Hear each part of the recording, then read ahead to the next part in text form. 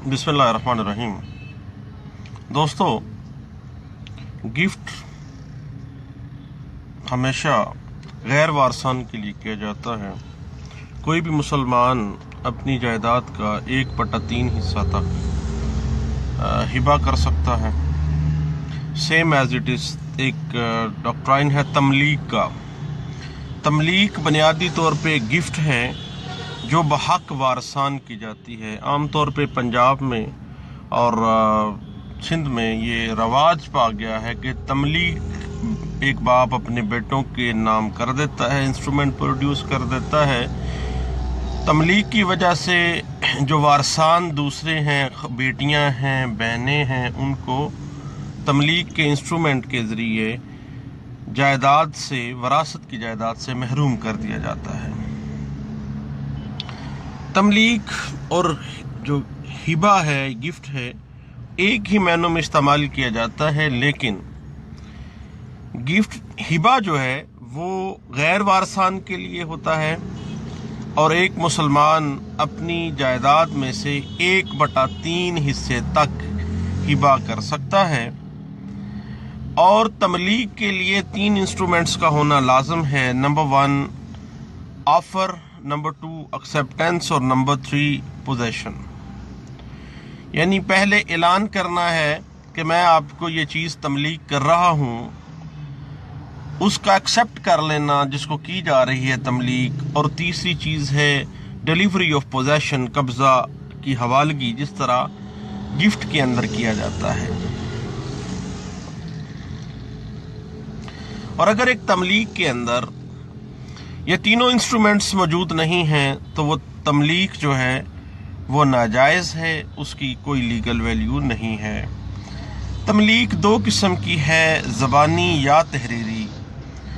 हर 2 सूरतों में, ज़बानी है तमलीक या तहरीरी है तमलीक, 2 मर्द गवाहान या 1 मर्द और 2 औरतों की गवाही लाजमी है।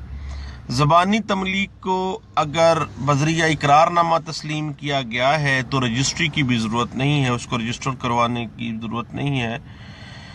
वगरना जो सेक्शन 17 रजिस्ट्रेशन एक्ट के तहत गैर मनकूला जायदाद की तमलीक के लिए रजिस्ट्री ज़रूरी है।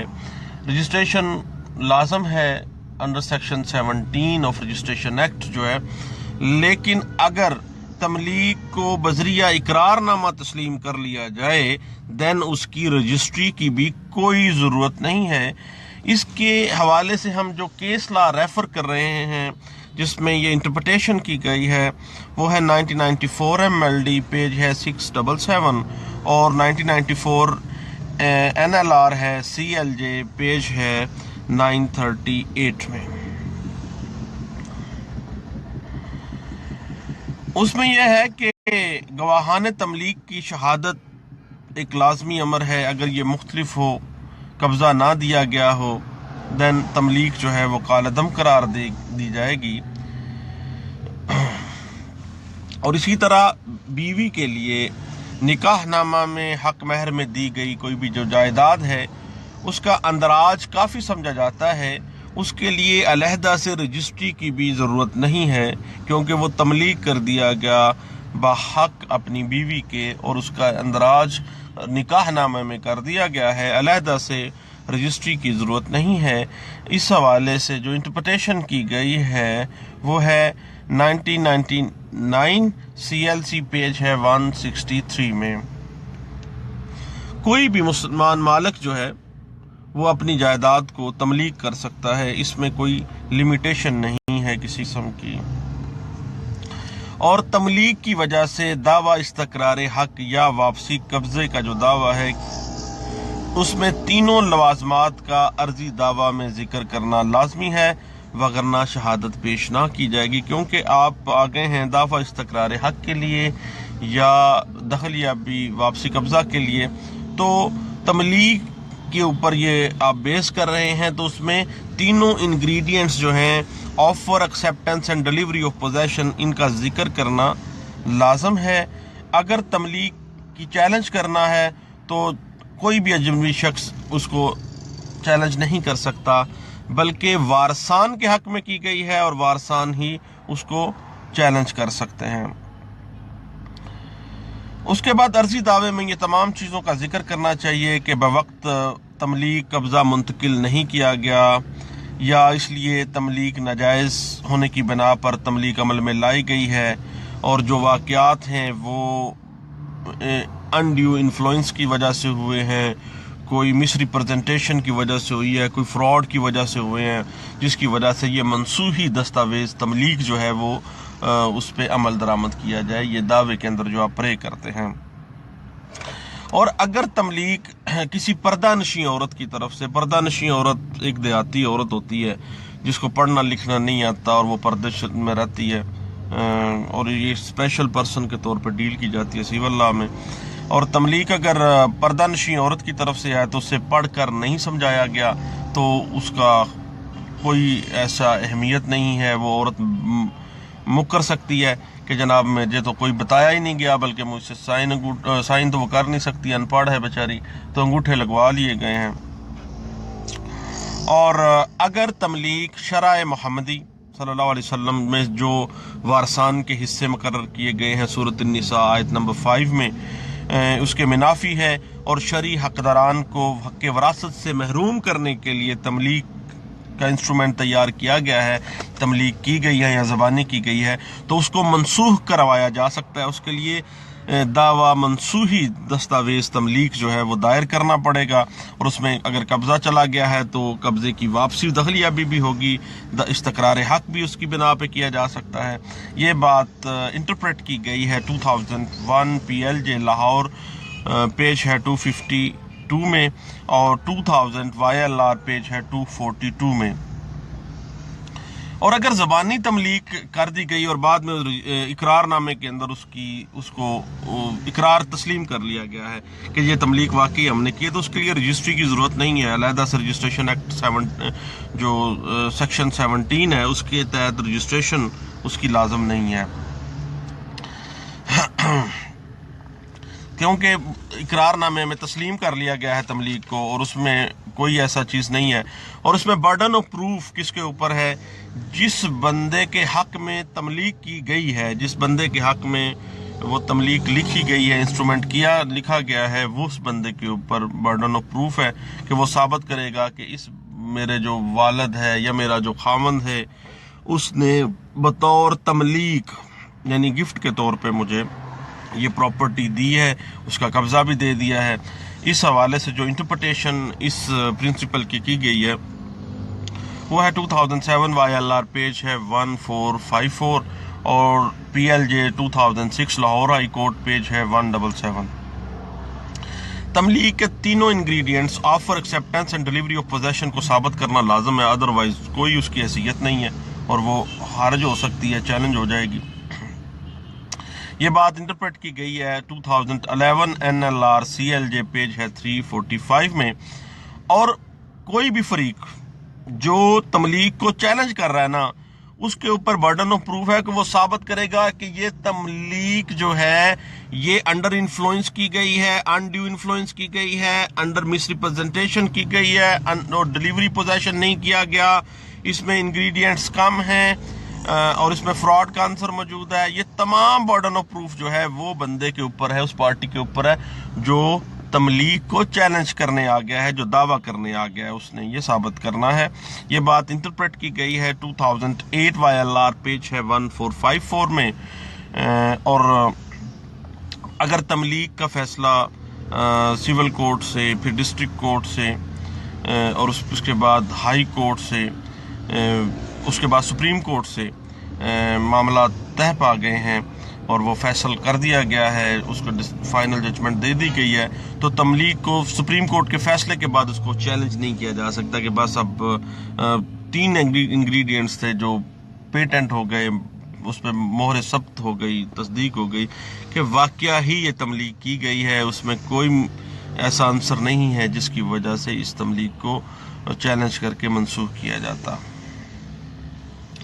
और अगर तमलीक दहिंदा एक ख़ास अरसे तक उस तमलीक को चैलेंज ना करे तो उसको प्रिजम्पशन ऑफ ट्रूथ हासिल हो जाएगी।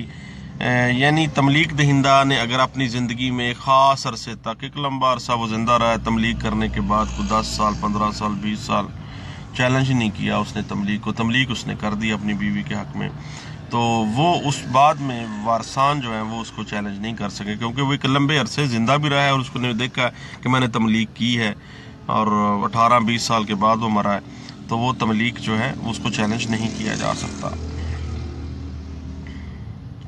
اس کے بعد تملیک میں اگر انتقال جو ہے وہ جلسہ عام میں کیا گیا ہے، یعنی سب کو نوٹس کر کے کیا گیا ہے کہ جناب یہ تملیک جو ہے وہ میوٹیشن پہ چڑھنے والی ہے، اگر کسی کو اعتراض ہے تو وہ آ جائیں، تو اگر کوئی اعتراض اس وقت نہیں کیا گیا تو بعد میں اس کو چیلنج نہیں کیا جائے گا۔ یہ بات انٹرپریٹ کی گئی 2006 NLR SCJ میں، پیج ہے 664 میں۔ اور اس میں ایک اور فیکٹر دیکھنے والا ہے کہ تملیک دہندہ جو ہے اور تملیک گرہندہ جو ہے دونوں ایک ہی گھر میں رہ رہے ہیں، اکٹھے رہ رہے ہیں، تو اٹ مینس کہ تملیک جائز تصور ہے کہ اس نے کسی بھی وقت اس کو آفر کیا، اس نے ایکسیپٹ کیا، ڈیلیوری آف پوزیشن دے دی، اور پھر اپنی بیوی کو یا بھائی کو یا بچے کو یا کسی کو بھی اپنے وارثان میں سے کسی کو اس نے تملیک کر دیا، تو وہ اٹ مینس کہ وہ تملیک جائز ہے۔ اور تملیک کرنے کے اختیارات کو اس وجہ سے رد نہیں کیا جا سکتا، یعنی باپ نے اگر اپنی زندگی میں تملیک اپنی بیوی کے نام پہ کر دی ہے تو بچے یہ نہیں کہہ سکتے کہ اس سے وارثان جو ہیں، وارثان بازگشت جو ہیں، وہ اب اس کی وراثت سے محروم ہو جائیں گے۔ ابھی تو وہ زندہ ہے بیچارہ تملیک گرہندہ، جب وہ زندہ ہے تو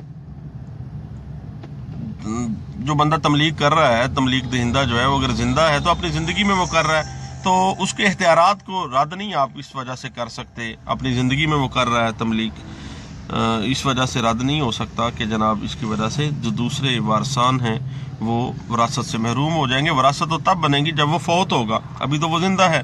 یہ بات انٹرپریٹ کی گئی ہے 2012 PLJ پشاور ہائی کورٹ کا فیصلہ ہے، پیج 33 ہے۔ اور تملیک میں اگر ایک بھی انگریڈینٹ کم ہے نا جی، ڈیلیوری آف پوزیشن اگر نہیں دیا گیا تو یہ ناجائز ہے، اس کی کوئی ویلیو نہیں ہے۔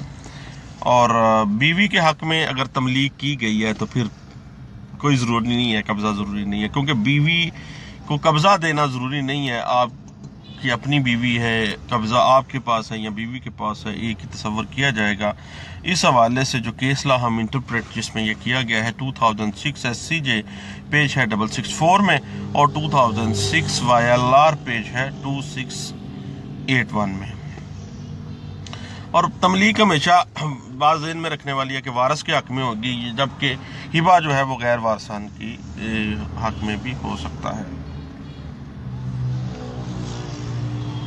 اور اگر تملیک حق بر نیت دوسرے حقداران کو محروم کرنے کے لیے کی جائے، باقاعدہ دانستہ طور پر یہ کہ جناب کسی کو کوئی حصہ نہیں ملنا، اور جناب یہ مرنے سے پہلے میں تمام جائیداد جو ہے نا وہ فلاں بندے کے نام تملیک کر رہا ہوں، یعنی وارث میں کے نام ہی، تو یہ بات ذہن میں رکھیے گا کہ ایسی تملیک جو ہے اس کو ناجائز تصور کیا جائے گا، اور دانستہ طور پہ لوگوں کو محروم کیا جا رہا ہے اس کے حق وراثت سے، تو یہ بات ناجائز تصور کی جائے گی۔ اور اس کی انٹرپریٹیشن ایک کیس لا میں کی گئی جو رپورٹ کیا گیا تھا 2011 NLR UC پیج ہے 154 میں۔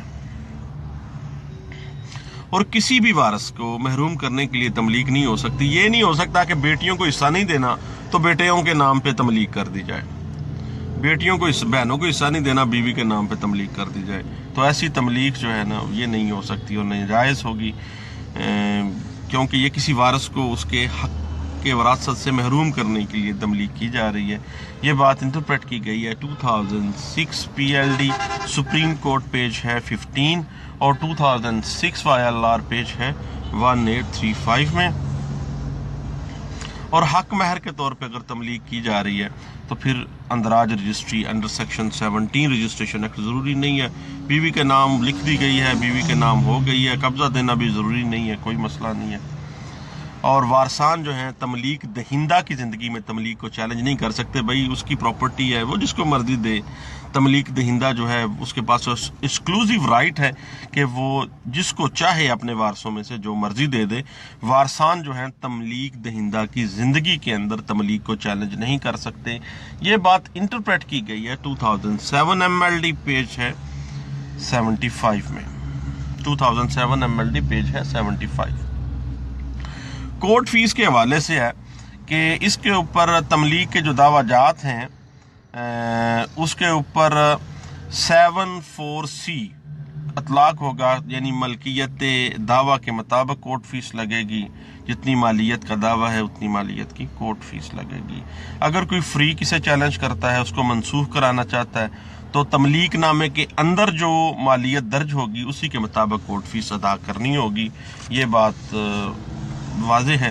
اور اگر کوئی شخص تملیک کے اندر پارٹی نہیں ہے اور وہ تملیک کو چیلنج کرنا چاہتا ہے تو اس پر 74C کا اطلاق نہیں ہوتا، پھر مدعی کی مرضی ہے کہ وہ کتنی مالیت مقرر کرتا ہے اور کورٹ فیس مرضی کے مطابق وہ ادا کرے گا۔ اور دعویٰ منسوخی انتقال پر 74C اپلائی نہیں ہوگی، اور اس کے بعد اگر دعویٰ بار بنائے تملیک جو ہے، منسوخی تملیک جو ہے وہ بار بنائے فراڈ چیلنج کیا گیا ہے تو اس پر 74C کے تحت باقاعدہ مالیت دعویٰ جتنی ہے اس کے مطابق کورٹ فیس لگے گی، اور مالیت مقدمہ بغرض کورٹ فیس اور بغرض اختیار سماعت، کورٹ فیس اور سوٹ ویلیویشن سیکشن 8 ہے، سیم ہوگی، جتنی مالیت اتنی ہی اختیار سماعت، ایک ہی تصور کی جائے گی۔ یہ بات انٹرپریٹ بھی کی گئی ہے کیس لا میں، جس میں وہ ساری ایک شیڈیول بھی دیا گیا ہے۔ یہ ہے 1985 PLD سپریم کورٹ کا فیصلہ ہے، لیکن یہ supreme court Azad Jammu and Kashmir کی ہے جناب، پیج نمبر 1 ہے جس میں یہ انٹرپریٹ کیا گیا ہے۔ اور ایک بات ذہن میں رکھیے گا، تملیک کو جب چیلنج کر رہے ہیں یا تملیک کے حوالے سے جو بھی کیس آپ عدالت میں لے کے استقرار حق ہے یا واپسی قبضے کا ہے، تو دستاویزات میں جو مالیت قائم کی گئی ہے اسی مالیت کے مطابق کورٹ فیس لگنی ہے، جو مارکیٹ ویلیو ہے نا اس کے مطابق نہیں لگنی۔ انسٹرومنٹ میں لکھا گیا ہے 10 لاکھ روپیہ تو وہ 10 لاکھ پہ ہی کورٹ فیس لگے گی۔ اگر مارکیٹ ویلیو آج 1 کروڑ روپیہ ہو گئی ہے تو 1 کروڑ پہ کورٹ فیس نہیں لگے گی۔ اس بات کی انٹرپریٹیشن بھی کی گئی ہے 2001 PLD Lahore high court page 3 میں۔ اور اب آ جاتے ہیں جی لمیٹیشن کے حوالے سے۔ لمیٹیشن جو ہے نا، سیدھی سی بات ہے، اگر تو واپسی قبضے کے حوالے سے ہے تو 12 سال کے اندر ہے، اور ایسے جو مقدمات ہیں ان کے اوپر آرٹیکل 120 لمیٹیشن ایکٹ جو ہے 1908 وہ اپلائی ہوتا ہے، اور تملیغ گرہندہ کی وفات کے 6 سال کے اندر دعویٰ دائر کرنا ہوگا، جس کو تملیغ گرہندہ ہے جو اس کی وفات کے 6 ایئر کے اندر۔ اور فراڈ کی بنا پہ جب تملیغ کو چیلنج کرنے کی کوئی لمیٹیشن نہیں ہے۔ جب پتہ چلنا ہے کہ جی فراڈ کیا گیا ہے، مس ریپرزنٹیشن کی گئی ہے، کوئی فریب دیا گیا ہے، تو جناب اس کے جب پتہ چل گیا ہے دین اس کی لمیٹیشن شروع ہوگی اور وہ 6 سال تک چلے گی، ٹھیک ہے جی، 6 ایئر تک۔ وہ بھی بعض رولنگز میں ہے، لیکن عام طور پہ تو ہم یہی سٹینس لے سکیں، ہمیں پتہ ہی یہ جناب اب لگا ہے، خواہ اس بات کو 8 سال بھی گزر گئے ہیں، لیکن بعض کیسز میں وہ 6 ایئر کو انٹرپریٹ کیا گیا ہے۔ نوٹ فرما لینے والی بات ہے وہ ہے 1984 PLD پشاور ہائی کورٹ کا فیصلہ ہے، اور پیج ہے 86۔ تو حصہ دران کسی کی وراثت کو زچ پہنچائی گئی یا کہ وراثت کو حصہ دار اگر تملیغ کو چیلنج کرنا چاہتا ہے، چیلنج کر سکتا ہے، تو وہ کسی بھی وقت، اس کے لیے کوئی لمیٹیشن نہیں، کیونکہ وہ حق وراثت کے لیے کوئی لمیٹیشن قانون میں موجود نہیں ہے۔ کسی بھی وقت کبھی بھی وہ اپنی وراثت کے حصے کے لیے وہ دعویٰ دائر کر سکتا ہے، منسوخی تملیغ نامہ یا دعویٰ استقرار حق یا دعویٰ واپسی قبضے کے حوالے سے۔ یہ بات انٹرپریٹ کی گئی ہے 1986 میں CLC پیج ہے 320 میں۔ تو یہ چند باتیں تھیں جناب تملیغ کے حوالے سے۔ تملیغ ایک ایسا برا انسٹرومنٹ ہے جناب آج کے دور میں جو استعمال کیا جا رہا ہے، کہ جس میں بیٹیوں کو، بہنوں کو، اور خاص طور پہ فیمیل طبقہ جو ہے اس کو حق وراثت سے محروم کرنے کے لیے کسی بیٹے کے نام پہ لگا دی جاتی ہے پراپرٹی، کسی بھائی کے نام پہ لگا دی جاتی ہے، کسی جناب بیوی کے نام پہ لگا دی جاتی ہے، تو پھر دوسرے لوگ جو ہے نا وارثان جو ہیں وہ محروم ہو جاتے ہیں۔ یہ چند باتیں تھیں جناب تملیغ کے دعویٰ جات کے حوالے سے۔ بہت شکریہ، اللہ حافظ۔